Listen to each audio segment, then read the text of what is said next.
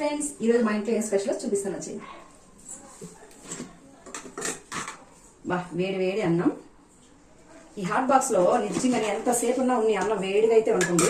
మళ్ళీ బాగా పనిచేస్తుంది ఇది. నెక్స్ట్ వచ్చి ఏంచిన పప్పు చేశారు, దీన్ని నేను ఎర్రపప్పు అంటాను మామూలుగా. నెక్స్ట్ ఉల్లగడ్డ పిట్టు, చూస్తుంటేనే తినేయాలనిపిస్తుంది. సూపర్ ఉంది. ఆనియన్స్ దండిగా వేసి చేసింది మా అక్క. నెక్స్ట్ వచ్చి పొద్దున్నే అమ్మవారికి అయితే ప్రసాదం చేశాం కదా బెల్లం అన్నము, నేను తినలేదని నా వంతు అక్క ఎత్తిపెట్టున్నది.